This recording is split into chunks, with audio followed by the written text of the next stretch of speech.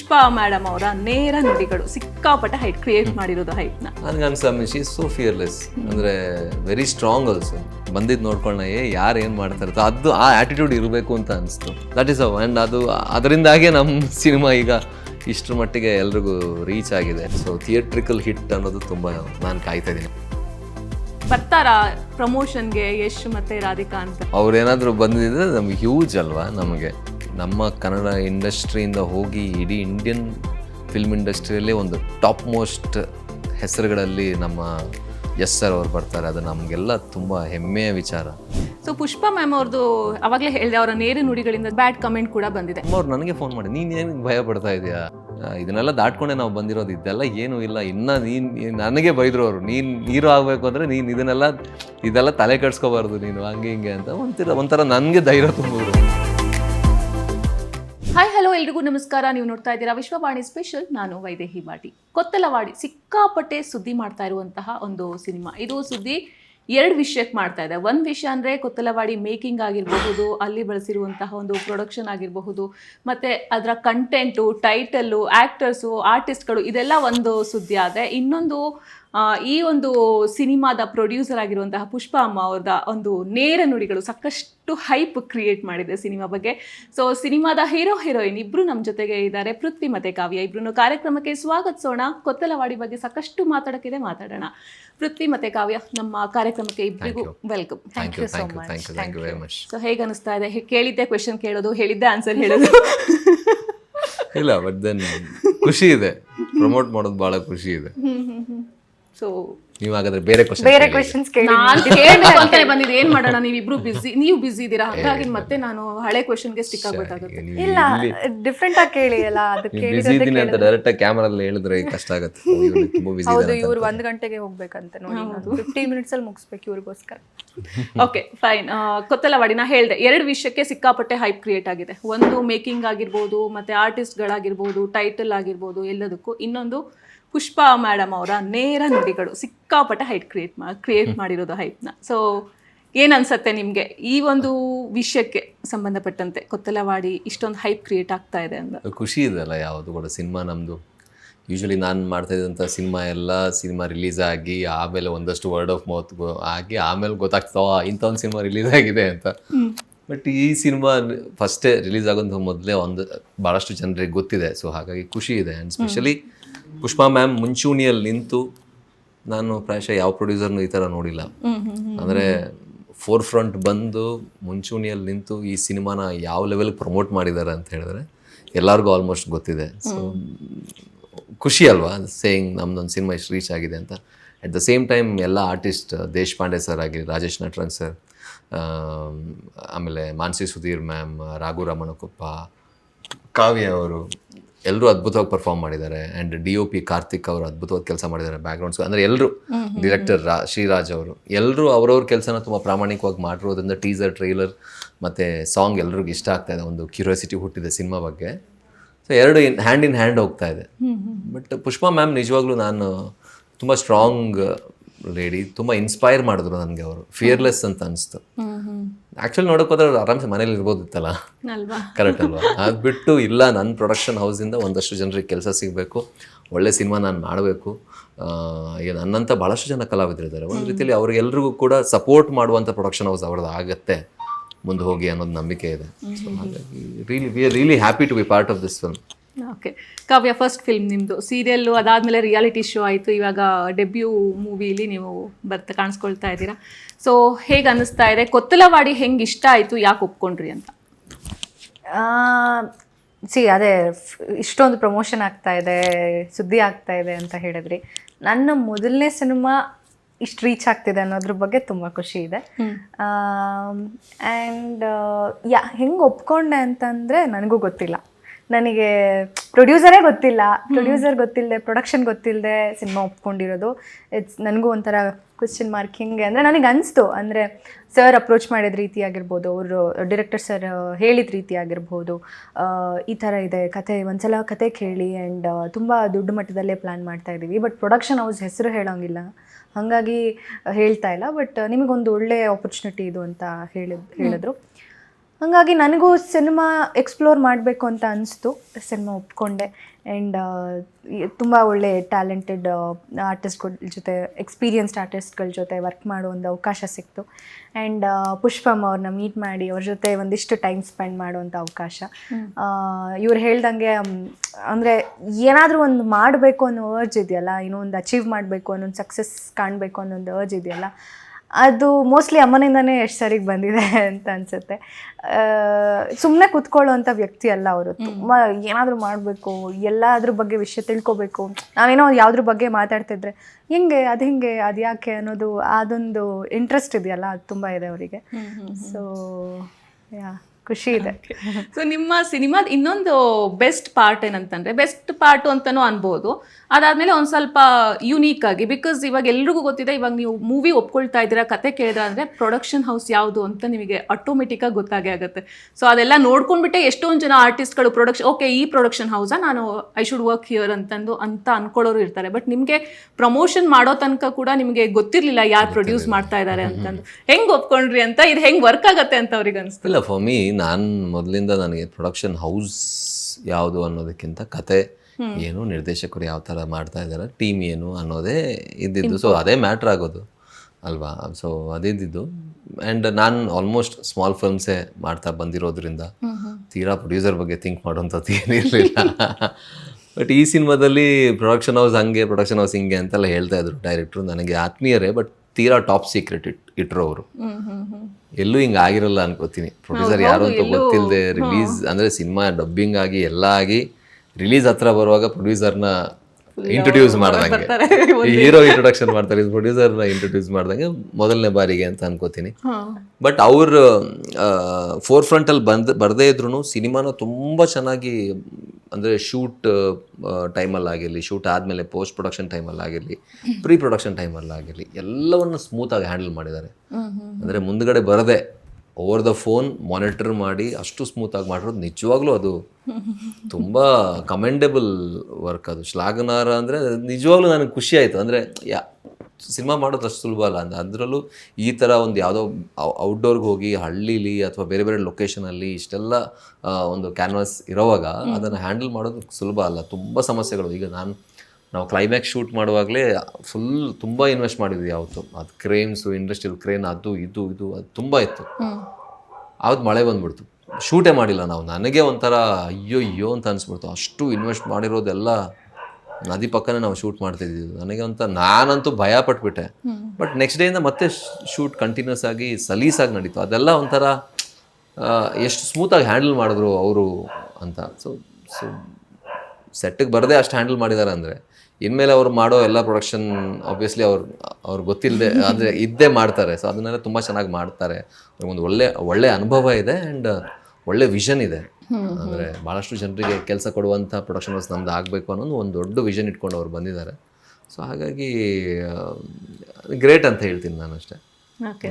So ಈ ಥರ ಒಂದು ಪ್ರೊಡ್ಯೂಸರ್ ಆಗಿ ನಮಗೆ ಗೊತ್ತು ಪ್ರೊಡ್ಯೂಸರ್ ಕೆಲಸ ಏನಿರುತ್ತೆ ಅಂತಂದು.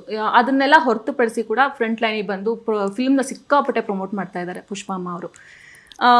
ಅವ್ರಿಗೆ ಅದು ನೆಸೆಸಿಟಿ ಇರಲಿಲ್ಲ, ನೀವು ಹೇಳ್ದಂಗೆ ನಾನು ದುಡ್ಡು ಹಾಕಿದ್ದೀನಿ ಮುಗೀತು ನನ್ನ ಕೆಲಸ ಅಂತಂದು. ಎಲ್ಲೋ ಒಂದು ಕಡೆ ಅವರ ಒಂದು ಪ್ರಮೋಷನ್ ಇಷ್ಟೆಲ್ಲ ಮುಂದಾಳತ್ವ ವಹಿಸ್ಕೊಂಡು ಪ್ರಮೋಟ್ ಮಾಡಿರೋದು, ಅವರ ನೇರ ನುಡಿಗಳು ಜನಗಳಿಗೆ ಕನೆಕ್ಟ್ ಆಗ್ತಾ ಇದೆಯಾ? ಇದರಿಂದ ನಿಮ್ಮ ಕೊತ್ತಲವಾಡಿ ಸಿನಿಮಾಗೆ ಇನ್ನೊಂದು ಸ್ವಲ್ಪ ಜಾಸ್ತಿ ಹೆಲ್ಪ್ ಆಗ್ತಾ ಇದೆಯಾ? ಆಬ್ವಿಯಸ್ಲಿ ಇವಾಗ ಎಲ್ಲ ಇಂಟರ್ವ್ಯೂಸ್ ವ್ಯೂಸ್ ನೋಡಿದ್ರೆ ನನಗೆ ಅಂದರೆ ಯಾವುದೇ ಸಿನಿಮಾದು ಇಂಟರ್ವ್ಯೂದು ವ್ಯೂಸ್ ಅಷ್ಟು ನಾನು ನೋಡಿಲ್ಲ. ಅಷ್ಟು ವ್ಯೂಸ್ ಹೋಗಿದೆ. ದಟ್ ಈಸ್ ಜಸ್ಟ್ ಬಿಕಾಸ್ ಅವರು ಹಾರ್ಟ್ನಿಂದ ಮಾತಾಡಿದ್ದಾರೆ ಪ್ರತಿಯೊಂದನ್ನು. ಎಲ್ಲೂ ಯಾವುದೇ ಅಂದರೆ ಈಗ ನಾವು ಏನೇ ಮಾತಾಡಿದ್ರು ಇದ್ರ ಔಟ್ಕಮ್ ಏನಾಗುತ್ತೆ ಅನ್ನೋದ್ರ ಬಗ್ಗೆ ಒಂದು ಸರ್ ಅರಿವಿದ್ದು ನಾವು ಮಾತಾಡ್ತೀವಿ. So that is where there is filter. ಈಗ ನಾನು ಏನೇ ಮಾತಾಡಿದ್ರೆ ಅದೊಂದು ಫಿಲ್ಟರ್ ಇರುತ್ತೆ. ನನ್ನ ಮನಸ್ಸಲ್ಲಿ ಏನೇ ಅನ್ಕೊಂಡಿರ್ತೀನಿ ಕರೆಕ್ಟ್ ಅಲ್ವಾ, ಎದುರುಗಡೆ ಇನ್ನೊಂದು ಹೇಳ್ತೀನಿ. ಬಿಕಾಸ್ ಐ ಆಮ್ ಎಫ್ರೇಡ್ ಆಫ್ ಅಂದರೆ ಮುಂದಾಗುವಂತಹ ಜಜ್ಮೆಂಟ್ ಇರಲಿ ತೊಂದರೆ ಇಲ್ಲ ಅಲ್ಲ, ಮುಂದಾಗುವಂಥ ಏನು ಔಟ್ಕಮ್ ಏನಿದೆ ಅದ್ರ ಬಗ್ಗೆ ನನಗೆ ಭಯ ಇದೆ. But she is fearless. ಭಯ ಅನ್ನೋದೇ ಇಲ್ಲ. ನಾನೇ ಅವರಿಗೆ ನಂಬ್ತಿರೋ ಬಿಡ್ತಿರೋ ಫಸ್ಟ್ ಟೀಸರ್ ಎಲ್ಲ ಆದಮೇಲೆ ನಾನು ಡೈರೆಕ್ಟ್ರಿಗೆ ಹೇಳಿ, PR ಅವರಿಗೆ ಹೇಳಿ, ಸರ್ ಅವರು ಅಂದರೆ ಸ್ವಲ್ಪ ನಾವು ಏನಾದರೂ ಅಂದರೆ ಅವ್ರ ಹತ್ರ ಮಾತಾಡಿ ಏನಾದರೂ ಇದು ಮಾಡೋಣ, ತುಂಬ ಅಂದರೆ ಏನೋ ಆಗ್ಬೋದು ಇದು. ಅವ್ರು ಹೇಳಿ ನೀನು ಭಯ ಪಡಬೇಡ, ನೀನು ಏನಕ್ಕೆ ಭಯ ಪಡ್ದು, ಇದೆಲ್ಲ ನಾನು ನೋಡ್ಬಿಟ್ಟೆ ಬಂದಿರೋದು ಅಂತೆಲ್ಲ ಅವರೇ ಹೇಳಿದ್ರು. ಓಕೆ. ನನಗೆ ಅನ್ಸ ಶಿ ಈಸ್ ಸೋ ಫಿಯರ್ಲೆಸ್, ಅಂದರೆ ವೆರಿ ಸ್ಟ್ರಾಂಗ್ ಆಲ್ಸೋ. ಬಂದಿದ್ದು ನೋಡ್ಕೊಳ್ಳೋಣ, ಯಾರು ಏನು ಮಾಡ್ತಾರೆ ಅದು ಆ ಆ್ಯಟಿಟ್ಯೂಡ್ ಇರಬೇಕು ಅಂತ ಅನಿಸ್ತು. ಅದು ಇನ್ಸ್ಪೈರಿಂಗ್ ಅಂತ ಅನಿಸ್ತು ನನಗೆ, ಅಂದರೆ ತೀರಾ ಇನ್ಸ್ಪೈರಿಂಗ್ ಅಂತ ಅನಿಸ್ತು. ಸೊ ದಟ್ ಈಸ್ ಅವ್. ಆ್ಯಂಡ್ ಅದು ಅದರಿಂದಾಗೆ ನಮ್ಮ ಸಿನಿಮಾ ಈಗ ಇಷ್ಟರ ಮಟ್ಟಿಗೆ ಎಲ್ರಿಗೂ ರೀಚ್ ಆಗಿದೆ. ಸೊ ಹೋಪ್ಫುಲಿ ರಿಲೀಸ್ ಆದಮೇಲೆ ಕೂಡ ಅದೆಲ್ಲ ರೀಚ್ ಆಗಿರೋದು ಏನಿದೆ ಅದು ಟಿಕೆಟ್ ಆಗಿ ಕನ್ವರ್ಟ್ ಆಗಿ ಎಲ್ಲರೂ ಕೂಡ ನೋಡಿ ನಮಗೆ ಸಪೋರ್ಟ್ ಮಾಡಿದ್ರೆ ಚೆನ್ನಾಗಿದೆ. ಬಿಕಾಸ್ ಒಂದು ಪ್ರಾಮಾಣಿಕ ಎಫರ್ಟ್ ಹೋಗಿದೆ ಈ ಸಿನಿಮಾದಲ್ಲಿ. ಎಲ್ಲರೂ ಅವ್ರವ್ರ ಕೆಲಸನ ತುಂಬ ಪ್ರಾಮಾಣಿಕವಾಗಿ ಅಚ್ಚುಕಟ್ಟಾಗಿ ಮಾಡಿದ್ದಾರೆ. ಸಿನಿಮಾ ಒಂದು ನೀಟ್ ಸಿನಿಮಾ ಥರ ಕಾಣಿಸ್ತಾ ಇದೆ. ಸೊ ಹಾಗಾಗಿ ಹೋಪ್ಫುಲ್. ಓಕೆ. ಸೊ ನಿಮ್ಮ ಪ್ರೊಫೈಲ್ ನಾನು ಚೆಕ್ ಮಾಡ್ತಾ ಇದ್ದೆ ಕಾವ್ಯ ಅವರೇ, ಇನ್ಸ್ಟಾಗ್ರಾಮ್ ಪ್ರೊಫೈಲ್. ಅದರಲ್ಲೆಲ್ಲ ನಾನು ಜಾಸ್ತಿ ನೋಡಿದ್ದಂದರೆ ಸಿಕ್ಕಾಪಟ್ಟೆ ಟ್ರೆಡಿಷ್ನಲ್ ಆಗಿರೋದು ಪೋಸ್ಟ್ಗಳನ್ನೇ ನಾನು ಜಾಸ್ತಿ ನೋಡಿರೋದು. ಸೊ ನಿಮಗೆ ಅದಕ್ಕೆ ಈ ಒಂದು ಪಾರ್ಟ್ ಸೂಟ್ ಆಗ್ತಾ ಇದೆ, ನೆಕ್ಸ್ಟ್ ಡೋರ್ ಗರ್ಲ್ ಅನ್ನೋ ಪಾರ್ಟ್ ನಿಮಗೆ ಸೂಟ್ ಆಗುತ್ತೆ ಅನ್ನೋದಕ್ಕೆ ನೀವು ಒಪ್ಕೊಂಡ್ರಾ, ಅಥವಾ ನಿಮಗೆ ಈ ಥರದ್ದು ಬೇಕು? ಐ ಮೀನ್ ಇವಾಗ ಹೀರೋಯಿನ್ಸ್ ಅಂತಂದರೆ ಡಿ ಗ್ಲಾಮ್ ಲುಕ್ಕಲ್ಲಿ ಅದು ಫಸ್ಟ್ ಮೂವಿಲಿ ಕಾಣಿಸ್ಕೊಳ್ಳೋದಕ್ಕೆ ಹಿಂದೆ ಮುಂದೆ ನೋಡ್ತಾರೆ. ಸೊ ಅದ್ರ ಬಗ್ಗೆ ನಾನು ಕೇಳ್ತಾ ಇದ್ದೀನಿ. ಡಿ ಗ್ಲಾಮ್ ಅನ್ನೋದಕ್ಕಿಂತ ಅಂದರೆ ಸೀರಿಯಲಲ್ಲೂ ನಂದು ಸ್ವಲ್ಪ ಈ ಥರನೇ ಕ್ಯಾರೆಕ್ಟರ್ ಇತ್ತಲ್ಲ, ನಾನು ಬೇರೆ ಏನಾದರೂ ಮಾಡಬೇಕು ಅನ್ನೋದಿತ್ತು. ಆ್ಯಂಡ್ ಸಿನಿಮಾದಲ್ಲಿ ಫಸ್ಟ್ ಲಾಂಚ್ ಆಗ್ತಾ ಇದ್ದೀನಿ, ಸೊ ಅದೊಂದು ಫಸ್ಟ್ ಟೈಮ್ ಚೆನ್ನಾಗಿ ಕಾಣಿಸ್ಕೋಬೇಕು ಅನ್ನೋದಿತ್ತು. ಬಟ್ ಅದೇ ಹುಡುಗಿಯಾಗಿ ಹಂಗೆ ಅನಿಸುತ್ತೆ. ಆ್ಯಸ್ ಅನ್ ಆರ್ಟಿಸ್ಟ್ ಕತೆಗೆ ಏನು ಬೇಕೋ, ಕತೆಗೆ ಹಿಂಗೆ ಇರಬೇಕು ಅಂತಂದರೆ ಇನಿಷಿಯಲಿ ನಾನು ಸ್ವಲ್ಪ ಫೈಟ್ ಮಾಡಿದೆ. ಡೈರೆಕ್ಟರ್ ಸರ್ ಸ್ವಲ್ಪ ಮಾಡ್ತೀನಿ, ಸ್ವಲ್ಪ ಮೇಕಪ್ ಮಾಡ್ಕೊತೀನಿ, ಅದೇ ಡಲ್ ಮಾಡಿಬಿಡ್ತಿದ್ರಲ್ಲ, ಸೊ ಅಟ್ಲೀಸ್ಟ್ ನಾನು ಸ್ಕಿನ್ ಟೋನ್ ಮಾಡಿಸ್ಕೊಳ್ತೀನಿ ಅಂತೆಲ್ಲ ಹೇಳ್ತಾ ಇದ್ದೆ. ಬಟ್ ಹೋಗ್ತಾ ಹೋಗ್ತಾ ಹೋಗ್ತಾ ಅದು ಕ್ಯಾರೆಕ್ಟರ್ಗೆ ಹಾಗೆ ಬೇಕು ಅಂತ ಹೇಳಿ ನಾನು ಕ್ಯಾರೆಕ್ಟರ್ ಮಾಡ್ತಾ ಮಾಡ್ತಾ ನಾನು ಅದಕ್ಕೆ ಸೆಟ್ ಆಗಿಬಿಟ್ಟೆ. ಓಕೆ ನನಗೆ ಹಿಂಗೆ ಬೇಕು ಅಂತ ಡೈರೆಕ್ಟರ್ ಕೇಳಿದಾಗ ಅದು ಓಕೆ ಆಯಿತು. ಆ್ಯಂಡ್ ಅಪಾರ್ಟ್ ಫ್ರಮ್ ದ್ಯಾಟ್ ನನಗೂ ಸ್ವಲ್ಪ ಟ್ರೆಡಿಷ್ನಲ್ ಆಗಿರಬೇಕು ಅಂದರೆ ಕೇಳಿದ್ರೆ ನಿಮಗೆ ಯಾವ್ದು ಇಷ್ಟ ಅಂತಂದರೆ ನಾನು ಟ್ರೆಡಿಷ್ನಲಿ ಚೂಸ್ ಮಾಡೋದು.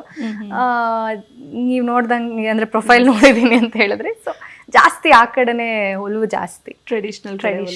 ಹೌದು. ಓಕೆ. ಸೊ ಎಷ್ಟು ಇಂಪಾರ್ಟೆಂಟ್ ಆಗುತ್ತೆ ಈ ಮೂವಿ ನಿಮ್ಮ ಕರಿಯರಲ್ಲಿ? ತುಂಬ ಇಂಪಾರ್ಟೆಂಟ್ ಆಗುತ್ತೆ. ನಂದು ಅನ್ಎಕ್ಸ್ಪೆಕ್ಟೆಡ್ ಜರ್ನಿ ಇದು. ನಾನು ಎಕ್ಸ್ಪೆಕ್ಟ್ ಮಾಡಿರಲಿಲ್ಲ ಅವ್ರು ಅಂದ್ಕೊಂಡೇ ಇರಲಿಲ್ಲ. ಆ ಥರ ಸಿನಿಮಾ ಮಾಡಬೇಕು, ಅಲ್ಲೇನೋ ಒಂದು ಎಕ್ಸ್ಪ್ಲೋರ್ ಮಾಡಬೇಕು ಅನ್ನೋದು ಕನಸೇ ಕಟ್ಟಿರಲಿಲ್ಲ.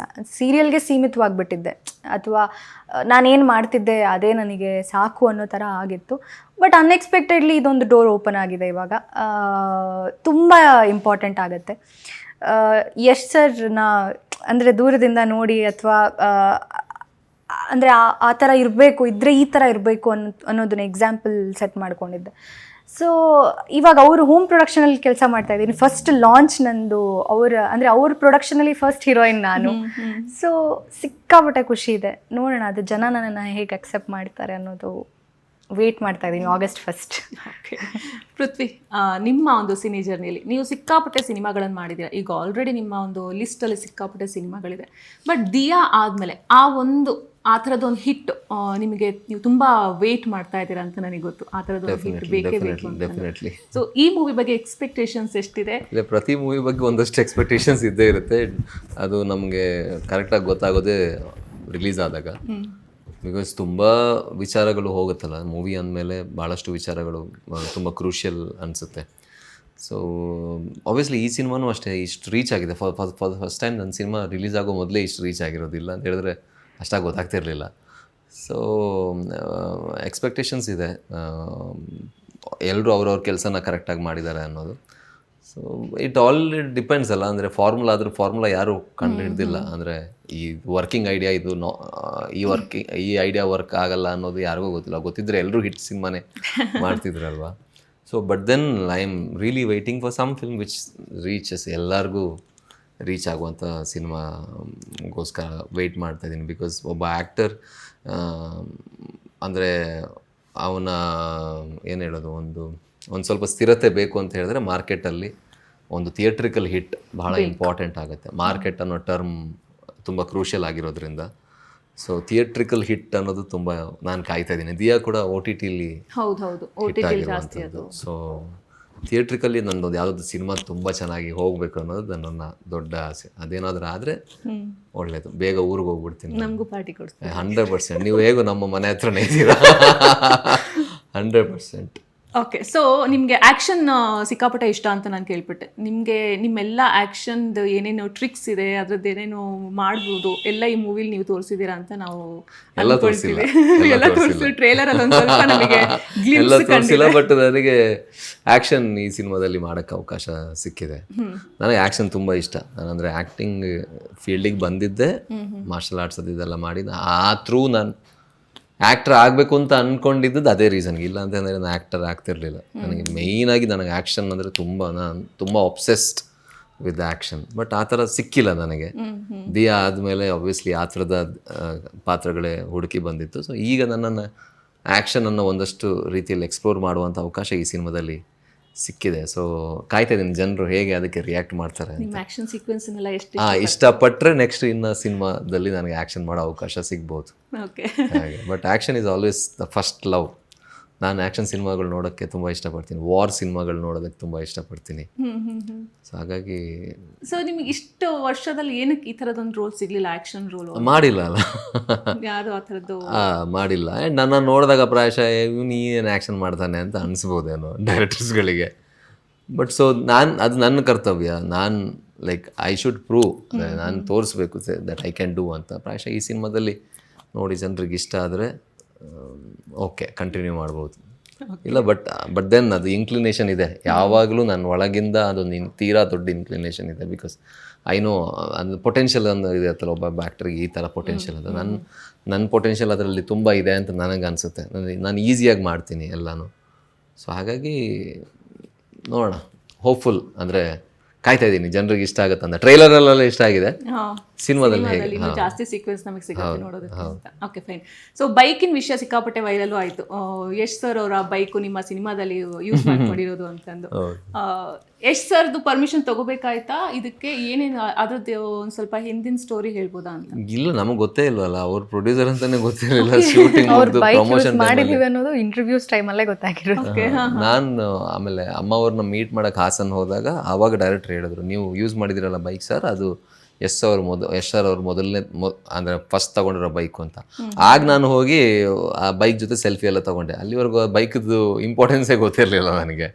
ಬಟ್ ಸಿನಿಮಾದಲ್ಲಿ ಥ್ರೂ ಔಟ್ ಯೂಸ್ ಮಾಡಿದ್ವಿ, ಒಂದು ಸ್ಟಂಟಲ್ಲೂ ಕೂಡ ಯೂಸ್ ಮಾಡಿದ್ವಿ. ತುಂಬ ಇಂಪಾರ್ಟೆಂಟ್ ಆಗಿ ಕಾಣಿಸುತ್ತೆ ಬೈಕ್ ಸಿನಿಮಾದಲ್ಲಿ. ಅವರು ಬಂದು ಹೋಗ್ತಾರೆ ಅಂತ ಕೇಳ್ಪಟ್ವಿ ನಾವು. ಐ ಮೀನ್ ಒಂದು ಸ್ಕ್ರೀನಲ್ಲಿ ಏನೋ ಮೂವಿ ನೋಡುವಾಗ ನಾವು ಥಿಯೇಟ್ರಲ್ಲಿ ಅದು ಸಾಂಗಲ್ಲೇ ಇದೆ, ಸಾಂಗಲ್ಲೇ ನಾವು ಹಾಕಿದ್ದೀವಿ. ಬಟ್ ಅಷ್ಟೇ. ಓಕೆ, ಸೊ ನಾವು ಪುಷ್ಪ ಅವ್ರು ಮಾತಾಡುವಾಗ ಕೇಳ್ತಾ ಇದ್ದೀವಿ, ಪುಷ್ಪ ಮ್ಯಾಮ್ ಮಾತಾಡುವಾಗ ಬರ್ತಾರಾ ಪ್ರಮೋಷನ್ಗೆ ಯಶ್ ಮತ್ತೆ ರಾಧಿಕಾ ಅಂತಂದು. ಅವ್ರು ಡೈರೆಕ್ಟಾಗಿ ಹೇಳಿದ್ದು, ನಾನಂತರೂ ಕರೆಯೋದಿಲ್ಲ, ಬಂದರೆ ಅವ್ರಿಗೆ ಇಷ್ಟ ಇದ್ರೆ ಬರಲಿ ಅಂತಂದು. ಸೊ ಸಪೋಸ್ ನಿಮ್ಮ ಮೂವಿಗೆ ಅವರಿಬ್ಬರದ್ದು ಒಂದು ಆ್ಯಡ್ ಆನ್ ಆಗಿತ್ತು ಅಂದರೆ ಇನ್ನು ಎಷ್ಟರ ಮಟ್ಟಿಗೆ ಒಳ್ಳೇದು? Definitely, obviously. ಅಯ್ಯೋ, ಅವ್ರೇನಾದರೂ ಬಂದಿದ್ರೆ ನಮಗೆ ಹ್ಯೂಜ್ ಅಲ್ವಾ ನಮಗೆ. ಆಬ್ವಿಯಸ್ಲಿ, ಅಂದರೆ ನಾವೆಲ್ಲರೂ ವಿ ಲುಕ್ ಫಾರ್ವರ್ಡ್. ಅಂದರೆ ನಮ್ಮ ಕನ್ನಡ ಇಂಡಸ್ಟ್ರಿಯಿಂದ ಹೋಗಿ ಇಡೀ ಇಂಡಿಯನ್ ಫಿಲ್ಮ್ ಇಂಡಸ್ಟ್ರಿಯಲ್ಲೇ ಒಂದು ಟಾಪ್ ಮೋಸ್ಟ್ ಹೆಸರುಗಳಲ್ಲಿ ನಮ್ಮ ಯಶ್ ಸರ್ ಅವ್ರು ಬರ್ತಾರೆ. ಅದು ನಮಗೆಲ್ಲ ತುಂಬ ಹೆಮ್ಮೆಯ ವಿಚಾರ. ಅಂದರೆ ನಮ್ಮಂಥ ಆ್ಯಕ್ಟರ್ಸ್ಗಳಿಗೆ ಒಂದು ರೀತಿಯಲ್ಲಿ ರೋಲ್ ಮಾಡೆಲ್ ಅವರು. ಅಂದರೆ ವಿದೌಟ್ ಬ್ಯಾಕ್ಗ್ರೌಂಡ್ ಬಂದು ಒಂದು ದೊಡ್ಡ ಎಂಪೈರ್ ಕಟ್ಟಿರೋದಿದೆಯಲ್ಲ, ಅದು ಹ್ಯೂಜ್. ಸೊ ಅವರೇನಾದರೂ ಬಂದು ಬಟ್ ದೆನ್ ನಾವು ಎಕ್ಸ್ಪೆಕ್ಟ್ ಮಾಡೋಕ್ಕಾಗಲ್ಲ. ಬಿಕಾಸ್ ತುಂಬ ಬ್ಯುಸಿ ಇದ್ದಾರೆ ಅವ್ರು. ಈಗ ಎಲ್ಲೋ US ಎಲ್ಲೋ ಇದ್ದಾರೆ. ಆ್ಯಂಡ್ ವಿ ಡೋಂಟ್ ನೋ, ಅವ್ರ ಕೆಲಸದಲ್ಲಿ ತುಂಬ ಬ್ಯುಸಿ ಇರುವಾಗ. ಸೊ ಒಂದು ಚಿಕ್ಕ ಪ್ರಯತ್ನ. ಸೊ ಅದಕ್ಕೆ ಅವ್ರು ಬರಲೇಬೇಕು ಅನ್ನೋದು ನನಗೆ. ಐ ಡೋಂಟ್ ಫೀಲ್ ಬರಬೇಕು ಅನ್ನೋ ನಿಮ್ಮ ಎಕ್ಸ್ಪೆಕ್ಟೇಷನ್. ಒಬ್ವಿಯಸ್ಲಿ, ಅಯ್ಯೋ ಖುಷಿ ಇದೆ. ಅಂದರೆ ಅವ್ರು ಬಂದರೆ ಅಂತೂ ನಾನು ನಮ್ಮಷ್ಟು ಖುಷಿ ಬೇರೆ ಯಾರು ಪಡಲ್ಲ. ಬಟ್ ದೆನ್ ಇನ್ಸಿಸ್ಟ್ ಮಾಡೋದಕ್ಕೆ ಆಗಲ್ಲ ಅನ್ಕೋತೀನಿ. ಬಿಕಾಸ್ ಅವ್ರು ತುಂಬ ಬ್ಯುಸಿ ಇದ್ದಾರೆ ಅವ್ರವ್ರ ಕೆಲಸದಲ್ಲಿ. So it's fine. But then ಅದೇ ಅಮ್ಮವ್ರ ಬಗ್ಗೆ ಹೇಳಬೇಕು ಅಂತ ಹೇಳಿದ್ರೆ, ಅವರು ಒಂದು ಗೈಡಿಂಗ್ ಫೋರ್ಸ್ ಆಗಿದ್ದವರಲ್ಲ ಯಶ್ ಸರ್ಗೆ. ಸೊ ಅವ್ರ ಗೈಡೆನ್ಸ್ ನಮಗೀಗ ಸಿಗ್ತಾ ಇದೆ ಅಂತ ಹೇಳಿದ್ರೆ ನಮಗೊಂಥರ ಖುಷಿ ಅಷ್ಟೇ. ಸೊ ಪುಷ್ಪ ಮ್ಯಾಮ್ ಅವ್ರದ್ದು ಅವಾಗಲೇ ಹೇಳಿದೆ, ಅವರ ನೇರ ನುಡಿಗಳಿಂದ ಸಿಕ್ಕಾಪಟ್ಟೆ ಅವರು ಮನೆಗೆ ಎಲ್ಲರಿಗೂ ರೀಚ್ ಆಗಿದ್ದಾರೆ ಅಂತ. ಅಟ್ ದ ಸೇಮ್ ಟೈಮ್ ಅವರ ಮಾತುಗಳಿಂದ ಒಂದಿಷ್ಟು ಬ್ಯಾಡ್ ಕಮೆಂಟ್ ಕೂಡ ಬಂದಿದೆ.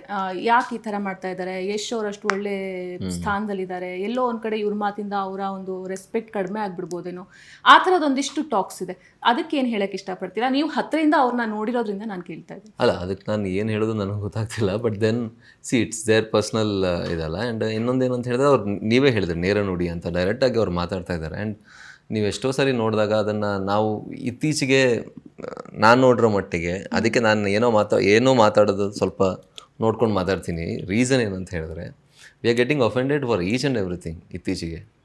ಈಗ Easy ಮೇ ಬಿ targets ಒಂದು 20 ವರ್ಷ 30 ವರ್ಷದ ಹಿಂದೆ ಭಾಳಷ್ಟು ವಿಚಾರಗಳು, ಈಗ ಬರೆಯೋರಾಗಿರಲಿ, ಸಾಹಿತಿಗಳಾಗಿರಲಿ, ಸಿನಿಮಾಗಳಾಗಿರಲಿ, ಎಷ್ಟೋ ಬ್ರೇವ್ ಸಿನಿಮಾಗಳು ಬಂದು ಹೋಗಿದೆ.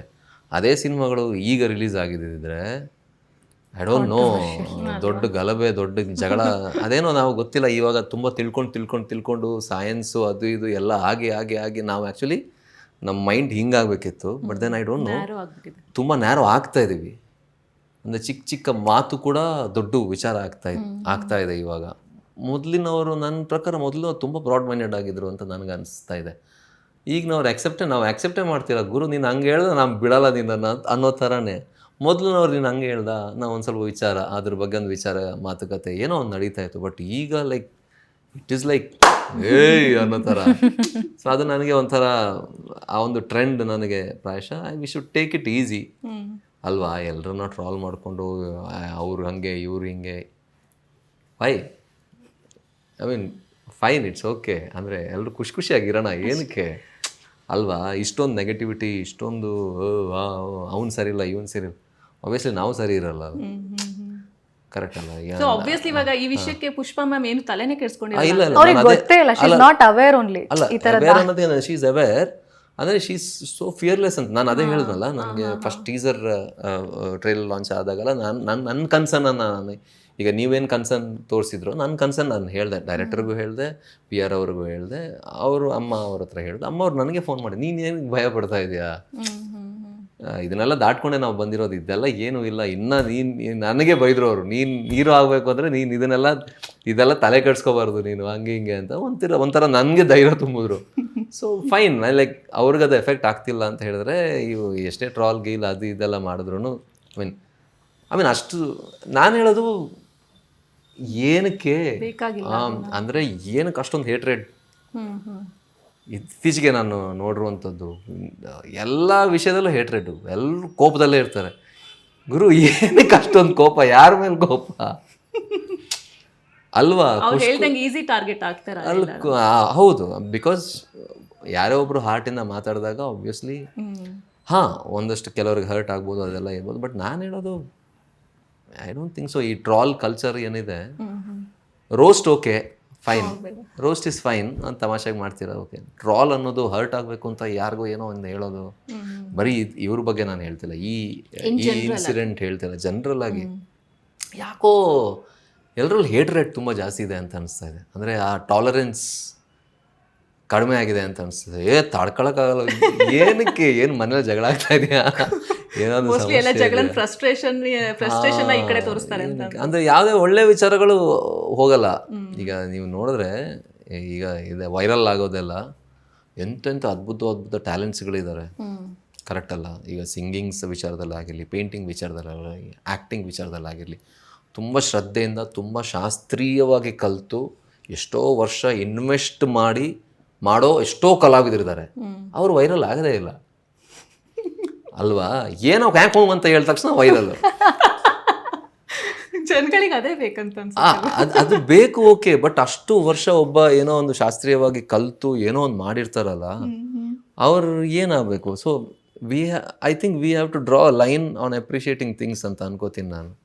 ಯಾವುದನ್ನು ನಾವು ಅಪ್ರಿಷಿಯೇಟ್ ಮಾಡಬೇಕು, ಯಾವುದನ್ನು ನಾವು ವೈರಲ್ ಮಾಡಬೇಕು ಅನ್ನೋದು ಮೇ ಬಿ ನಾವು ಈಗ ಒಂದು ಸ್ವಲ್ಪ ಅವೇರ್ ಆಗಿ ಬಿಹೇವ್ ಮಾಡಬೇಕು ಅಂತ ಅನಿಸ್ತಾ ಇದೆ. ಸೊ ಇದೆಲ್ಲ ನನಗೆ ಇತ್ತೀಚೆಗೆ ಇರುವಂಥ ಟ್ರೆಂಡ್ಸ್ನೆಲ್ಲ ನೋಡಿ ಅದೊಂಥರ ಭಯ ಆಗ್ತಾ ಇದೆ. ಅಂದರೆ ನಾನು ಅದೇ ಹೇಳ್ದಲ್ಲ, ಇವಾಗ ಹೆಂಗಾಗಿದೆ ಅಂದ್ರೆ ಮಾತಾಡೋದಕ್ಕೂ ಕೂಡ ಭಯ. ಇವಾಗ ನಾನು ಏನಾದ್ರು ಕ್ವೆಶ್ಚನ್ ಕೇಳೋದಕ್ಕೆ ಆನ್ಸರ್ ಪ್ರಾಪರ್ ನೀವು ಬೇಕಾದ್ರೆ ನೋಡಿ ಒಂದು 20-30 ವರ್ಷ ಅಥವಾ 40 ವರ್ಷದ ಹಿಂದೆ ಬರ್ತಂಥ ಸಿನಿಮಾಗಳು, ಅದರ ವಸ್ತು ಇಷ್ಟು ಬ್ರೇವ್ ಆಗಿರ್ತಿತ್ತು ಅಂತ, ಅದರಲ್ಲಿ ಬರುವಂಥ ಸಂಭಾಷಣೆಗಳು, ಅದೇ ಸಂಭಾಷಣೆ ಇರುವಂಥ ಸಿನಿಮಾಗಳು ಅಥವಾ ವಸ್ತು ಅಥವಾ ಒಂದು ಕಾಂಟೆಂಟ್ ಇವಾಗ ಬಂದರೆ ಚಾನ್ಸೇ ಇಲ್ಲ.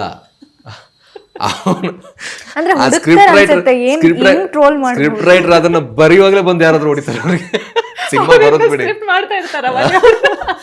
ಸೊ ನಾನು ಅನ್ಕೊಳ್ಳೋದು ಆ ಒಂದು ಮೇ ಬಿ ಅದು ಯಾಕೆ ಅಂತ ಗೊತ್ತಿಲ್ಲ. ಮೇ ಬಿ ಹಿಂದಿನ ಕಾಲದವರು ಬಹಳಷ್ಟು ಬುಕ್ ಓದ್ತಾ ಇದ್ರೇನೋ, ನಮಗೀಗ ಟೈಮ್ ಇಲ್ಲ, ನಾವು ಬರೀ ನಾನು ಅಷ್ಟೇ ಇದಕ್ಕೆ ನಾನು ಸೇರ್ತೀನಿ, ಇದ್ರಲ್ಲಿ ನಾನು ಸೇರ್ತೀನಿ, ಇದು ಟ್ರೆಂಡ್, ಇದು ಕಂಟೆಂಪ್ರರಿ ವರ್ಲ್ಡಲ್ಲಿ ನಾವು ಬದುಕ್ತಾ ಇದೀವಿ ಅಂತ ಹೇಳಿ ನಾವು ಇದು ಮಾಡ್ತೀವಿ. ಸೊ ಮೇ ಬಿ ಅದ್ರದ್ದು ವಿಚಾರಣ ಅಂದರೆ ಯಾರು ಲೈಫ್ ಬಗ್ಗೆ ಅಷ್ಟು ತಿಳ್ಕೊತಾ ಇಲ್ವಾ ಅಥವಾ ಅಷ್ಟು ಪೇಷನ್ಸ್ ಇಲ್ವಾ, ಈ 30 seconds ರೀಲ್ಸ್ 1 minute ರೀಲ್ ಬಂದಿರೋದ್ರಿಂದ ಪ್ರಾಯಶಃ ಅದನ್ನು ಸ್ವೈಪ್ ಮಾಡ್ತಾ ನಾನು ಅಷ್ಟೇ, ನಾನು ನೋಡ್ತಾ ಇರ್ತೀನಿ, ನಾನು ಅಡಿಕ್ಟೆಡೇ. ಸೊ ಮೇ ಬಿ ನಮಗೆ ಆ ಪೇಷನ್ಸ್ ಇಲ್ವಾ, ಅಂದರೆ ಒಂದು ವಿಚಾರವನ್ನು ಅರ್ಗಿಸ್ಕೊಳ್ಳೋದ್ರಲ್ಲಿ ಒಂದು ಆ ಥರ ಏನೋ ಇರ್ಬೋದೇನೋ. ಸೊ ನನಗಂತೂ ಭಯ, ನಾನು ಅವರಷ್ಟು ಧೈರ್ಯ ಇಲ್ಲ ನನಗೆ. ಮ್ಯಾಮಸ್ ಧೈರ್ಯ ಇಲ್ಲ. ಸೊ ನಾನು ಅದಕ್ಕೆ ಫಿಲ್ಟರ್ ಇಟ್ಕೊಂಡೇ ಮಾತಾಡೋದು, ಚೆನ್ನಾಗೇ ಮಾತಾಡೋದು. ಬೇಕಾಗಿಲ್ಲ, ಯಾಕೆ ಬೇಕು ನಮ್ಮ ಪೀಸ್ ಆಫ್ ಮೈಂಡ್. ನನಗೆ ನಂದೇ ಯಾವುದಾದ್ರೂ ವೀಡಿಯೋನೋ, ನಂದೇ ಯಾವುದಾದ್ರೂ ಟ್ರೈಲರ್ ವೀಡಿಯೋನೋ ಅದ್ರಲ್ಲಿ ನೆಗೆಟಿವ್ ಕಮೆಂಟ್ ಬಂದ್ರೆ ನನ್ನ ಪೀಸ್ ಆಫ್ ಮೈಂಡ್ ಹಾಳು ಮಾಡ್ಕೋತೀನಿ ನಾನು. ಹಿಂಗ್ ಅಂದ್ಬಿಟ್ರ, ನನಗೆ ಯಾಕೆ ಹಿಂಗ್ ಅಂದ್ಬಿಟ್ರು? ನಿಜ ಹಂಗೇನಾರ ಇವ್ರನ್ನ ಟ್ರೋಲ್ ಮಾಡ್ಬಿಟ್ಟಿದ್ರೆ ಇಲ್ಲ, ನಾನು ಆಗಿದ್ದೀನಿ. ರೀಸೆಂಟ್ ಯಾವುದೋ ಒಂದು ಇಂಟರ್ವ್ಯೂ ಅಲ್ಲಿ ನಾನು ಅಂದ್ರೆ ಮೇ ಬಿ ನನ್ನ ಮಿಸ್ಟೇಕೇ ಇರ್ಬೋದೇನೋ, ಅಂದ್ರೆ ಯಾವುದೋ ವಿಚಾರವಾಗಿ ನನಗೆ ಮೊದಲು ಸ್ಕೂಲಲ್ಲಿ ಇರುವಾಗ ನಾನ ಅದ್ರ ಡಿಫ್ರೆನ್ಸ್ ಗೊತ್ತಿರಲಿಲ್ಲ. ನಾನು ಮಂಗಳೂರವನಾಗಿರೋದ್ರಿಂದ, ತುಳು ನನ್ನ ಮಾತೃಭಾಷೆ ಆಗಿರೋದ್ರಿಂದ ನನಗೆ ಅದು ಗೊತ್ತಿರಲಿಲ್ಲ ಅಂತ ಹೇಳೋಕೆ ಹೋಗಿ ಏನು ಹೇಳಿದ್ದೀನಿ, ನಾನು ಮಂಗಳೂರಿನವರಲ್ಲ, ಬಹುತೇಕರು ನನ್ನ ಥರನೇ ಇದ್ದಾರೆ ಅಂತ ಹೇಳಿ ಎಲ್ಲರೂ ನಮ್ಮವರೇ, ನಮ್ಮ ಮಂಗಳೂರವರೇ. ನಿನಗೆ ನಾಳೆಗೆ ಹೊರಲ್ಲ ಅಂತ ಹೇಳ್ಬಿಟ್ಟು ನೀನು ಎಲ್ಲರೂ ಹಂಗೆ. ನಾನು ಆ ಥರ ಹೇಳಲಿಲ್ಲ, ನಾನು ನಾರ್ಮಲ್ ಆಗಿ ಹೇಳಿರೋದು. ನಾನು ಯಾಕಿಷ್ಟು ನೆಗೆಟಿವ್ ಕಮೆಂಟ್ ಬರ್ತಾ ಇದೆ ಅಂತ ನಾನು ನೋಡ್ತಾ ಇದ್ದೀನಿ. ಅಂದರೆ ಅಷ್ಟು ಬರ್ತಾ ಇದೆ ಅಂತ ಹೇಳಿದ್ರೆ ಓಪನ್ ಆಗಿ ಮಾತಾಡಿದ್ರೆ ಎಷ್ಟಾಗ್ಬೋದು. ಫಿಲ್ಟರ್ ಇಟ್ಕೊಂಡು ಮಾತಾಡ್ತೀರಾ? ಆಬ್ವಿಯಸ್ಲಿ ಆಗ್ಬೇಕು. ಅಯ್ಯೋ ದೇವ್ರೆ, ಆರಾಮ. ಎಲ್ಲರೂ ಇವಾಗ ಕಾಮೆಂಟ್ ಮಾಡೋರು ಇವಾಗ ಹೆಂಗೆ ಮಾತಾಡಿರ್ತೀವಿ ಆ ಯೋಚನೆ ಅವ್ರಿಗೂ ಬಂದಿರುತ್ತೆ. ಬಟ್ ಅದನ್ನ ಫಿಲ್ಟರ್ ಅಂದ್ರೆ ಇವಾಗ ಆರ್ಟಿಸ್ಟ್ ಎಸ್ಪೆಷಲಿ ಮೈನ್ ಆಗಿ ಟ್ರಾಲ್ ಅಥವಾ ಕಮೆಂಟ್ ಮಾಡೋರು ಯೂಶಲಿ ಅವ್ರ ಅಕೌಂಟೇಬಲ್ ಅಲ್ಲ ಅಂತ ಅನ್ಕೋತಾರೆ. ಏನೋ ಹಾಕ್ಬಿಡೋಣ ಗುರು ಅಂತ. ನನ್ಗೇನು ಬೇಸ್ಲಿ ಅವ್ರ ಹೆಸರು ಇರುತ್ತೆ ಅದರಲ್ಲಿ. They are also accountable. And specially receiving ಎಂಡಲ್ಲಿ ಇರೋವಾಗ ಅವ್ರಿಗೆ ಗೊತ್ತಾಗಲ್ಲ. ಬಟ್ ಯಾವಾಗ ಟ್ರಾಲ್ ಆಗೋರು ಇದಾರಲ್ಲ, ಯಾರು ಟ್ರಾಲ್ ಆಗ್ತಾ ಇದಾರೆ ಅವರ ರಿಲೇಟಿವ್ಸ್, ಅವರ ಮಗ, ಅವರ ಹೆಂಡತಿ, ಅವರ ಅಪ್ಪ, ಅದನ್ನು ನೋಡಿದಾಗ ಎಷ್ಟು ಎಫೆಕ್ಟ್ ಆಗುತ್ತೆ, ಭಾಳಷ್ಟು ಎಫೆಕ್ಟ್ ಆಗುತ್ತೆ. ತುಂಬ ಮೆಂಟಲಿ ಅವ್ರಿಗೆ ಎಷ್ಟು ಟ್ರಾಮಾ ಗೊತ್ತಾ ಅದು. ಅದನ್ನು ಇವ್ರು ಯೋಚನೆ ಮಾಡಿರಲ್ಲ. ಇವ್ರಿಗೆ ಅದೇ ಥರ ಆದರೆ ಅಲ್ವಾ, it is very difficult. But okay, contemporary ಈಗ ನಡೀತಾರಂತ ಕಾಲ ನಡೆದಂಗೆ ನಾವು ನಡೀತಾ ಇರಬೇಕು. So it's okay, no problem. Fine. So Kottalavadi ಬಗ್ಗೆ ನಮಗೆ ಗೊತ್ತು, ಒಂದು ಹಳ್ಳಿಲಿ ನಡೆಯುವಂತಹ ಒಂದು ಸ್ಟೋರಿ ಇದು ಅಂತಂದು. ಇನ್ನೊಂದು ಸ್ವಲ್ಪ ನಿಮ್ಮ ಕಡೆಯಿಂದ ಏನಾದ್ರು ಇನ್ಪುಟ್ ಸಿಗ್ಬೋದಾ ನಮಗೆ? ಕೊತ್ತಲವಾಡಿ ಅಂದ್ರೆ ಏನು? ಹಾಗೆ ಇದನ್ನ ಎಲ್ಲ ಕಡೆ ನೋಡ್ತಾ ಇದ್ದೀನಿ, ಇದನ್ನ ಏನಕ್ಕೆ ಅದೇ ಅವಾಗಿನ ಇತ್ತಲ್ಲ ಈ ತರ. ಇವಾಗೆಲ್ಲ ಗ್ರೀನ್ ಬೋರ್ಡ್ಸ್ ಇದೆ ಮೇಲ್ಗಡೆ, ಅವಾಗೆಲ್ಲ ಹಿಂಗೆ ಇತ್ತಲ್ಲ ಹಳ್ಳಿ ಕಡೆ ಎಲ್ಲ. ಕೆಲವು ಹಳ್ಳಿಗಳಲ್ಲಿ ಈಗಲೂ ಹಂಗೆ ಇದೆ. ಹೌದು, ನಾನು ನೋಡಿದ್ದೀನಿ. ಅಂದ್ರೆ ನಾವೆಲ್ಲರೂ ಒಂದು ಮೈಲ್ ಸ್ಟೋನ್ ಕ್ರಿಯೇಟ್ ಮಾಡೋದಕ್ಕೆ ಹೋಗ್ತಾ ಇದೀವಿ ಅನ್ನೋ ತರ ಎಲ್ಲರೂ ಹಂಗೆ ಹೋಗೋದು, ಏನೋ ಮೈಲ್ ಸ್ಟೋನ್ ಕ್ರಿಯೇಟ್ ಮಾಡ್ತೀವಿ ಅಂತ. ಬಟ್ ದೆನ್ ಕೊತ್ತಲವಾಡಿ ಒಂದು ಹಳ್ಳಿಯ ಕತೆ, ಒಂದು ಬರೀ ಕೊತ್ತಲವಾಡಿಯ ಕತೆ ಅಂತ ಹೇಳಕ್ಕಾಗಲ್ಲ. ಕೊತ್ತಲವಾಡಿ ಅನ್ನುವಂತಹ ಊರೇನಿದೆ ಆ ಊರಿನ ನೈಜ ಕತೆ ಅಲ್ಲ, ಇನ್ಸ್ಪೈರ್ಡ್ ಬೈ. ಅಂದ್ರೆ ಯಾವ ಹಳ್ಳಿ ಭಾಷೆನೂ ನಾವು ಕೊತ್ತಲವಾಡಿಯಲ್ಲಿ ಯೂಸ್ ಮಾಡುವಂತ ಭಾಷೆ ಯೂಸ್ ಮಾಡಿಲ್ಲ, ಮಂಡ್ಯ ಶೈಲಿಯ ಭಾಷೆ ಯೂಸ್ ಮಾಡಿ. ಹೆಸರು ಮಾತ್ರ ಅದೊಂದು, ಬಿಕಾಸ್ ಅಲ್ಲಿ ಶೂಟ್ ಮಾಡಿರೋದ್ರಿಂದ ನಮ್ಗೆ ಆ ಊರು ಇಷ್ಟ ಆಯ್ತು, ಊರಿನ ಜನರು ತುಂಬಾ ಇಷ್ಟ ಆದ್ರು. ಊರಿಗೆ ಇದಕ್ಕೆ ಕನೆಕ್ಟ್ ಏನಿಲ್ಲ. ಅಲ್ಲ, ಟ್ರೈಲರ್ ಕಾಮೆಂಟ್ಸ್ ಅಲ್ಲಿ ನೋಡ್ತಾ ಇದ್ದೆ, ಅಂದ್ರೆ ಕೊತ್ತಲವಾಡಿ ಭಾಷೆನ ಯೂಸ್ ಮಾಡಿಲ್ಲ, ಅದಕ್ಕೆ ಆ ಕ್ಲಾರಿಟಿ ಕೊಡ್ತಾ ಇದೀವಿ. ಅಂದ್ರೆ ಇಲ್ಲ, ಈ ಊರ ಮೇಲೆ ಅಭಿಮಾನ ಇಟ್ಕೊಂಡು ನಾವು ಹೆಸರಿಟ್ಟಿರೋದಷ್ಟೇ. ಅಂದ್ರೆ ನಾವು ಅಲ್ಲಿ ಶೂಟ್ ಮಾಡಿದಾಗ ನಮ್ಗೆ ಆ ಊರು ತುಂಬಾ ಇಷ್ಟ ಆಯ್ತು, ಊರಿನ ಜನರು ಬಹಳ ಇಷ್ಟ ಆದ್ರು, ಆತಿಥ್ಯ ಬಹಳ ಇಷ್ಟ ಆಯ್ತು. ಸೊ ಹಾಗಾಗಿ ಊರಿನ ಮೇಲೆ ಇರುವಂತ ಅಭಿಮಾನ ಪ್ಲಸ್ ಆ ಊರಿನ ಹೆಸರು, ಆ ಸೌಂಡಿಂಗ್, ಆ ವೈಬ್ ಏನು ಕ್ರಿಯೇಟ್ ಆಗುತ್ತೆ ಆ ಊರಿನ ಹೆಸರು ಕೇಳಿದಾಗಲ್ಲ, ಆ ಒಂದು ವಿಚಾರವಾಗಿ ಈ ಹೆಸರಿಟ್ಟಿರುವಂಥದ್ದು. ಕಥೆಯೊಳಗೆ ಏನಾಗುತ್ತೆ? ಕಥೆಯೊಳಗೆ ಸಿನಿಮಾ ನೋಡ್ಬೇಕು ನೀವು. August teaser, song, trailer, cinema release ಆದ್ಮೇಲೆ ಇನ್ನೊಂದು ಇಂಟರ್ವ್ಯೂ ಮಾಡೋಣ, ಆಗ ನಿಮ್ಗೆ ಗೊತ್ತಾಗಿರುತ್ತೆ ಕಥೆ ಏನಾಗುತ್ತೆ. ಬಟ್ ಒಂದು ರಿವೆಂಜ್ ಡ್ರಾಮಾ ಇದೆ, ಹಳ್ಳಿಯ ಒಂದು ಪಾಲಿಟಿಕ್ಸ್ ಇದೆ, ಲವ್ ಸ್ಟೋರಿ ಇದೆ, ಅಂಡ್ ಆಕ್ಷನ್ ಇದೆ. ಒಂದು ಅಂದ್ರೆ ಒಬ್ಬ ದುರಾಸೆಯ ಮಟ್ಟಕ್ಕೆ ನಮ್ಮ ಆಸೆ ಹೋದ್ರೆ ಏನೆಲ್ಲ ಸಮಸ್ಯೆಗಳು ಆಗ್ಬೋದು. ಅಂಡ್ ಪ್ರಕೃತಿಯ ವಿಚಾರವೂ ಕೂಡ ಈ ಸಿನಿಮಾದಲ್ಲಿ ಇನ್ವಾಲ್ವ್ ಮಾಡಿದ್ದಾರೆ.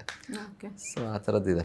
ಪೊಲೀಸ್ ಡಿಪಾರ್ಟ್ಮೆಂಟ್, ಹಳ್ಳಿಯವರದ್ದು ಒಂದು ಟಗ್ ಆಫ್ ವಾರ್, ಅದೆಲ್ಲ ಇದೆ, ಎಲ್ಲ ಇನ್ಕ್ಲೂಡೆಡ್. ಡೈಲಾಗ್ಸ್ ಮಾತ್ರ ತುಂಬಾ ಚೆನ್ನಾಗಿದೆ. ರಘು ನಿಡುವಲ್ಲಿ ಸರ್ ಅವರು ಬರೆದಿರೋರು, ಅವ್ರು ತುಂಬ ಚೆನ್ನಾಗಿ ಬರೀತಾರೆ. ಅವ್ರದ್ದು ಅಷ್ಟು ಫಿಲ್ಮೋಗ್ರಫಿ ನೋಡಿದ್ರು ಕೂಡ ಅವರ ವರ್ಡ್ಸ್ ತುಂಬ ಸ್ಟ್ರಾಂಗ್ ಇದೆ ಆ್ಯಂಡ್ ತುಂಬ ಹತ್ತಿರ ಅಂತ ಅನಿಸುತ್ತೆ. So he has return it really well. ನನಗೆ ಸ್ಪೆಷಲ್, ನಾನು ಕರಾವಳಿ ಭಾಗದವನಾಗಿರೋದ್ರಿಂದ ನಮಗೆ ಮಂಡ್ಯ ಸ್ಟೈಲ್ ಮಾತಾಡೋದು ಸ್ವಲ್ಪ ಕಷ್ಟ. ಓಕೆ, ಸೊ ಬಟ್ ನನಗೆ ಎಲ್ಲ ಹೆಲ್ಪ್ ಮಾಡಿದ್ರು ಎಲ್ಲ. ಈಗ ಓಕೆ, ಕೇಳಿದಾಗೇನು ಅಭಾಸ ಅನಿಸ್ತಿಲ್ಲ ಅಂತ ನಮ್ಗೆ ಅನಿಸುತ್ತೆ. ಅನ್ಸಿಲ್ಲ. ಟ್ರೈಲರಲ್ಲಿ ಅನಿಸಿಲ್ಲ, ಸಿನಿಮಾದಲ್ಲೂ ಅನ್ನಿಸ್ಬಾರ್ದು ಎಲ್ರಿಗೂ ನೋಡು. Okay, so first film obviously ಒಂದು ಎಕ್ಸ್ಪೆಕ್ಟೇಷನ್ ಅಂತ ಇರುತ್ತೆ. ಸೊ ನೆಕ್ಸ್ಟ್ ಇದಾದಮೇಲೆ ನೆಕ್ಸ್ಟ್ ಪ್ರಾಜೆಕ್ಟ್ಗಳ ಬಗ್ಗೆ ಏನು ಯೋಚನೆ ಮಾಡಿದ್ದೀರಾ? ಆಮೇಲೆ ಈ ಒಂದು ಫಿಲ್ಮಿಂದ ನಿಮ್ಮ ಕೆರಿಯರ್ ಗ್ರೋತಲ್ಲಿ ಒಂದು ದೊಡ್ಡ ಬದಲಾವಣೆ ಆಗ್ಬೋದಾ ಅಂತ? ಗೊತ್ತಿಲ್ಲ, ಅದು ನಿಜವಾಗ್ಲೂ ನನಗೆ ಫ್ಯೂಚರ್ ಪ್ರಿಡಿಕ್ಟ್ ಮಾಡೋಕ್ಕಾಗಲ್ಲ ಅಲ್ವಾ, ಗೊತ್ತಿಲ್ಲ ಏನಾಗುತ್ತೆ ಅಂತ. ನೋಡಬೇಕು ನೆಕ್ಸ್ಟ್ ಪ್ರಾಜೆಕ್ಟ್ ಏನು, ನೆಕ್ಸ್ಟ್ ಸಿನಿಮಾಗಳು ಬಂದರೆ ಖಂಡಿತ ಮಾಡೇ ಮಾಡ್ತೀನಿ. ಒಳ್ಳೆ ಪ್ರಾಜೆಕ್ಟ್ಸ್ ಬಂದು ಕ್ಯಾರೆಕ್ಟರ್ಗೆ ಆ ಪ್ರಾಮಿನೆನ್ಸ್ ಇದೆ ಅಂತಂದರೆ ಖಂಡಿತ ಮಾಡ್ತೀನಿ. ಬಟ್ ಗೊತ್ತಿಲ್ಲ, ನೋಡೋಣ ಏನಾಗುತ್ತೆ. ಆಗಸ್ಟ್ 1 ಆದಮೇಲೆ ಗೊತ್ತಾಗುತ್ತೆ. ಓಕೆ, ಕೃತಿ ಸೇಮ್ ಕ್ವೆಶನ್ ನಾನು ನಿಮಗೂ ಕೇಳ್ತೀನಿ. ಬಿಕಾಸ್ ಅವರು ಫ್ರೆಶರು, ನೀವಂತೂ ಸಿಕ್ಕಾಪಟ್ಟೆ ಎಕ್ಸ್ಪೀರಿಯನ್ಸ್ ಇದೆ. ಇಲ್ಲ 2020 ರಿಲೀಸ್ ಆಗಿದ್ದು ನನ್ನ ಸಿನಿಮಾ, 5 ವರ್ಷ ಆಗಿದೆ ಅಷ್ಟೇ. ಐ ಆಮ್ ಸ್ಟಿಲ್ 5 ವರ್ಷದ ಎಕ್ಸ್ಪೀರಿಯನ್ಸ್. ಪ್ರೀ ಕೋವಿಡ್ ಅದು, ಇವಾಗ ಪೋಸ್ಟ್ ಕೋವಿಡ್ ಬಗ್ಗೆ ಮಾತಾಡ್ತೀನಿ. ಅಂದರೆ ನೀವು ಏನು ಕೇಳಿದ್ದು?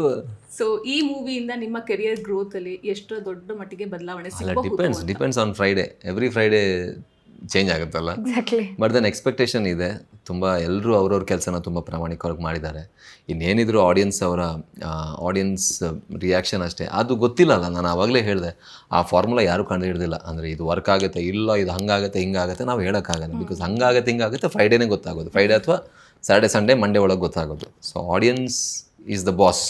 ಸೊ ಅವ್ರ ಮನಸ್ಸಲ್ಲಿ ಯಾವ ಟೇಸ್ಟ್ ಓಡ್ತಾ ಇದೆ, ಯಾವ ರೀತಿ ಸಿನಿಮಾ ಬೇಕು ಅನ್ನೋದು ಗೊತ್ತಿಲ್ಲ. ಬಟ್ ದೆನ್ ಆನೆಸ್ಟಿಯಾಗಿ ಕೆಲಸ ಮಾಡಿದ್ದಾರೆ ಎಲ್ಲರೂ ಕೂಡ. ಅವರು ಪುಷ್ಪಾ ಮ್ಯಾಮ್ ಆಗಿರಲಿ, ಡೈರೆಕ್ಟರ್ಲಾಗಿರಲಿ, DOP, ಟೆಕ್ನಿಷಿಯನ್ಸ್, ಆ್ಯಕ್ಟರ್ಸ್, ರೈಟರ್, ಎಲ್ಲರೂ ಕೂಡ ಅವ್ರವ್ರ ಕೆಲಸನ ತುಂಬ ಆನೆಸ್ಟಾಗಿ ಮಾಡಿದ್ದಾರೆ. ತುಂಬ ಚೆನ್ನಾಗಿ ಮೂಡ್ ಬಂದಿದೆ, ಪ್ಲೆಸೆಂಟಾಗಿ ಕಾಣಿಸ್ತಾ ಇದೆ. ಸೊ ಹಾಗಾಗಿ ಹೋಪ್ಫುಲ್, ನಾಟ್ ಕಾನ್ಫಿಡೆಂಟ್. ಅಂದರೆ ಓವರ್ ಕಾನ್ಫಿಡೆಂಟ್ ಎಲ್ಲ ಏನಿಲ್ಲ, ವಿ ಆರ್ ಹೋಪ್ಫುಲ್. ಸೊ ನೋಡಬೇಕು. ಸೊ ಕಾನ್ಫಿಡೆಂಟ್ ಆಗಿದ್ರು ಪರವಾಗಿಲ್ಲ, ಚೆನ್ನಾಗಿದೆ, ಹಾಗೆ ಪ್ರಾಮಿಸಿಂಗ್ ಆಗಿ ಕಾಣಿಸ್ತಾ. ಹೌದು. ಟೀಸರ್ ಆಗಿರಲಿ, ಟ್ರೈಲರ್ ಆಗಿರಲಿ, ಎಲ್ಲ ನೋಡಿದವರೆಲ್ಲರಿಗೂ ಭಾಳ ಒಂದು ಇಷ್ಟ ಆಗಿದೆ. ಕಾಮೆಂಟ್ಸ್ ಎಲ್ಲ ನಾನು ನೋಡಿ, ಅಂದರೆ ಎಲ್ಲರದ್ದು ಆಲ್ಮೋಸ್ಟ್ ಬಹುಪಾಲು ಎಲ್ಲ ಕಾಮೆಂಟ್ಸ್ ಪಾಸಿಟಿವ್ ಆಗಿ ಬಂದಿತ್ತು. ನಾನು ನೋಡ್ತಾ ಇರ್ತೀನಿ, ಎಲ್ಲ ಪಾಸಿಟಿವ್ ಆಗೇ ಇದೆ. ಸೊ ಹಾಗಾಗಿ ಹ್ಯಾಪಿ, ಖುಷಿ ಇದೆ. ಎಲ್ಲರಿಗೂ ರೀಚ್ ಕೂಡ ಆಗಿದೆ ಸಿನಿಮಾ. ಸೊ ಹಾಗಾಗಿ ವೆಯ್ಟಿಂಗ್, ಅಂದರೆ ಕ್ಯೂರಿಯಸ್ ಇದ್ದೀನಿ ನಾನು. ಓಕೆ, ಕೊನೆಯದಾಗಿ ನಮ್ಮ ವೀಕ್ಷಕರಿಗೆ ಏನು ಹೇಳಕ್ಕೆ ಇಷ್ಟಪಡ್ತೀರಾ, ಇಬ್ರು ಜೊತೆಯಾಗಿ ಹೇಳೋದಾದ್ರೆ? ಆಗಸ್ಟ್ 1 ಟಿಕೆಟ್ ತಗೊಳ್ಳಿ, ಬಸ್ದಲ್ಲ, ಥಿಯೇಟ್ರಲ್ಲಿ ಕೊತ್ತಲವಾಡಿಗೆ ಬನ್ನಿ. ಇಬ್ರು ಒಟ್ಟಿಗೆ ಹೇಳಿ. ಆಗಸ್ಟ್ 1ನೇ ತಾರೀಕು ಕೊತ್ತಲವಾಡಿ. ನಮ್ಮ ಕನ್ನಡದ, ನಮ್ಮ ಕರ್ನಾಟಕದ ಒಂದು ನಮ್ಮ ಮಣ್ಣಿನ ಕತೆ ಅಂತ ಹೇಳ್ಬೋದು, ನಮ್ಮ ಹಳ್ಳಿಯ ಕತೆ. ಒಂದು ಹಳ್ಳಿಯ ರಿವೆಂಜ್ ಸ್ಟೋರಿ. ಒಂದು ಅದ್ಭುತವಾದ ಪರ್ಫಾರ್ಮೆನ್ಸಸ್ ಇದೆ. I can watch for. ಅಂದರೆ ಗೋಪಾಲ್ ಕೃಷ್ಣ ದೇಶಪಾಂಡೆ ಅನ್ನುವಂತಹ ದೈತ್ಯ ಪ್ರತಿಭೆ. ನಿಜವಾಗ್ಲೂ ನಾವು ಅವರನ್ನು ಆ್ಯಸ್ ಅ ಇಂಡಸ್ಟ್ರಿ ನಾವು ಅವ್ರನ್ನ ಸೆಲೆಬ್ರೇಟ್ ಮಾಡಬೇಕು. ಬಿಕಾಸ್ ಟ್ರಮೆಂಡಸ್ ಆ್ಯಕ್ಟರ್ ಅವರು.